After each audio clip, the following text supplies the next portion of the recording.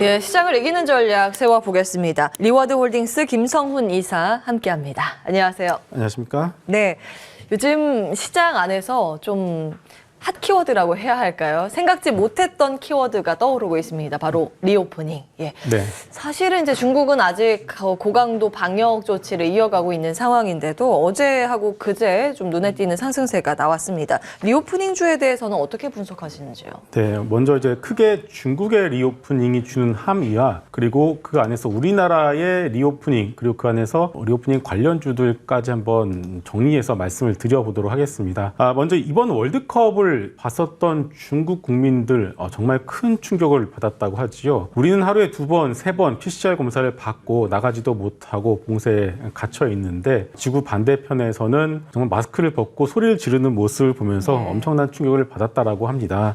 결국 이 시위가 격해지면 격해질수록 중국의 리오프닝에 대한 부분들은 점점 더 빨라지지 않을까 싶습니다. 지금 전 세계 경기 침체에 대한 우려감이 좀 더 확산이 되고 가고 있는 상황입니다. 이미 영국 같은 경우도 경기 침체에 대한 부분들을 선언을 한 상태고요. 미국 같은 경우도 이번 연준 회의록에서 처음으로 이 리세션이라는 단어가 등장하면서 더 이상 우리가 매크로에서 주목을 해야 될 지표가 물가가 아니라 이제는 경기 침체라는 것을 상기를 시켜주고 있는 상황이죠. 그런 상황에서 전 세계 경기 침체를 살려줄 수 있는 유일한 돌파구 중에 하나가 바로 중국의 리오프닝입니다. 이게 왜냐면요. 그동안 이제 코로나로 인해서 전 세계 정부가 각 국민들에게 지원금을 꽂아줬습니다. 그리고 그 지원금을 이제는 다 소비를 해버린 상황이죠. 그런데 유일하게 지금 전 세계에서 저축률이 최고치를 달리고 있는 국가가 있습니다. 바로 중국입니다. 중국은 봉쇄를 지금까지도 하고 있기 때문에 국민들이 돈을 쓸 새가 없었습니다. 그런 중국이 만약에 리오프닝을 본격적으로 시작하게 된다면은 꺼져가고 있었던 경기 침체, 전 세계 경기 침체를 살려갈 수 있는 중국의 어떤 소비의 여력으로 해서 전 세계 경기 침체를 살릴 수 있는 상당히 중요한 이벤트가 될 수가 있기 때문에 내년 시장에 대해서 여러 가지 전망들이 나오고 있습니다만 저는 이 중국발 리오프닝에 대한 부분들이 명확해지기 전까지는 내년 시장에 대한 전망은 크게 의미는 없다라고 저는 봐야 되지 않나 싶습니다. 그래서 일단은 아직까지 우리에게 남아있는 마지막 총알 한 발은 중국의 리오프닝이다라는 점을 우리가 상기할 필요가 있어 보이겠고요. 그리고 우리나라 내부에서 봤을 때 일단 여러 가지 리오프닝 관련주들이 어저께 조금 움직였습니다.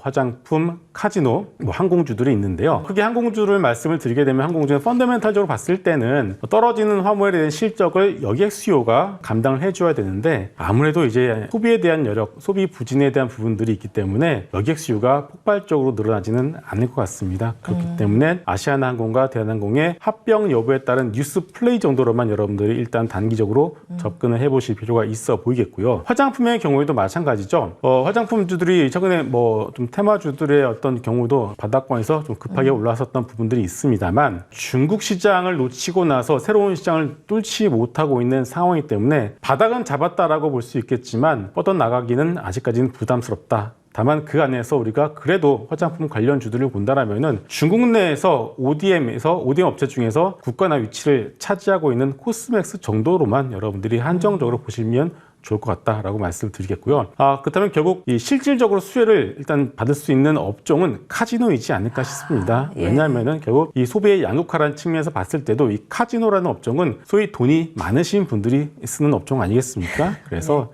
일본의 VIP들은 이미 들어와서 엄청난 돈을 쓰고 계시고요. 만약에 시간의 문제가 있지만 내년 올해 말에서 내년 초까지 중국에 대한 리오프닝이 본격적으로 열린다라면은 중국에서 너무 모이는 VIP 분들이 본격적으로 돈을 뿌리게 된다라면은 지금 파라다이스 GK 같은 종목들이 왜 저렇게 잘 버티고 있는지에 대한 이유가 지금부터 설명이 될 것 같습니다. 예, 저는 왜 이렇게 카지노 가기가 어렵지 생각했는데 돈이 많으신 분들의 업종이었군요.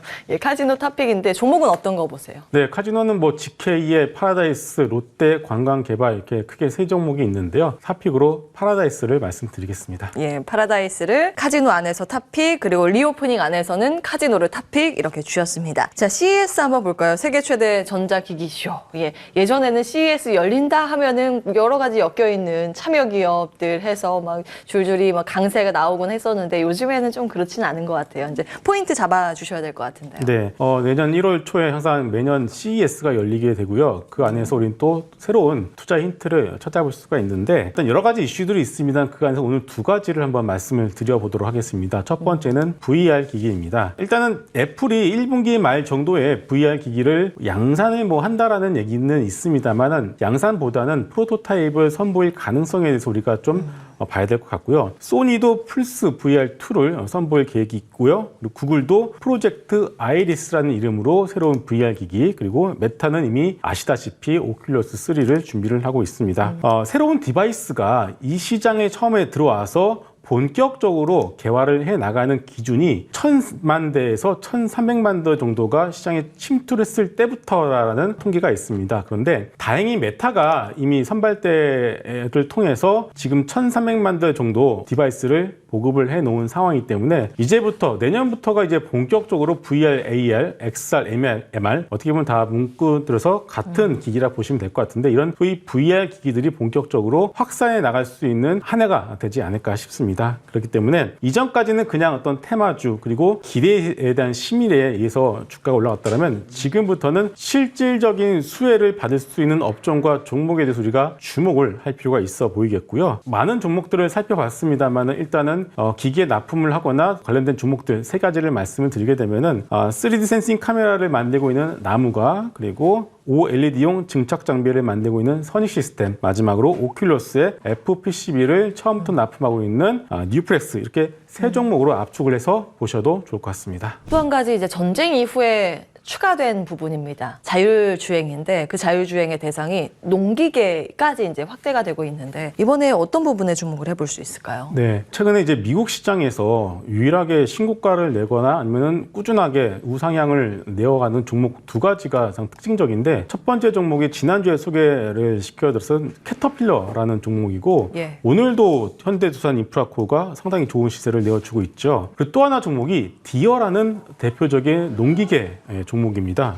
디어 역시도 상당히 52주 신고가 되면서 다우 나스닥 통틀어 상당히 강한 종목 시세를 내어주고 있는데, 이번 CES에서 55년 역사상 처음으로 첫 기조 연설자로 디어의 CEO가 연설을 한다고 합니다. 결국 그동안 우리가 농기계, 농업하면은 전통적인 산업으로 우리가 생각을 할 수 있는데 이제는 농업 역시도 최첨단 기업으로 탈바꿈을 하고 있다라고 우리가 봐야 되지 않나 싶습니다. 디어가 준비하는 것이 바로 완전 자율주행 트랙터입니다. 사람이 없어도 24시간 내내 밭을 갈고 씨를 뿌리고 그런 작업을 자율주행을 통해서 할 수 있다는 거겠죠. 결국 전 세계적으로 임금 인상에 따른 인플레이션 이런 것들을 감안했을 때 어떻게 보면 이것도 하나의 로봇 테마 아니겠습니까? 그래서 그런 관점에서 디어 같은 종목들의 주가의 상승세는 충분히 납득이 된다라고 봐야 될 것 같고요. 우리나라 내부적으로 봤을 때도 대동 같은 기업들이 차분히 이 자율주행 트랙터를 준비를 하고 있다는 거 봤을 때 대동, 그리고 또 다른 농기계 업체죠, TYM, 이렇게 이런 농기계 관련 종목들도 이 앞으로는 이제 식량과 관련된 뉴스들이 상당히 많이 나올 것 같아요. 그래서 스마트팜, 농기계 이런 업종에 대해서 우리가 주목을 해야 되지 않나 싶습니다. 듣겠습니다.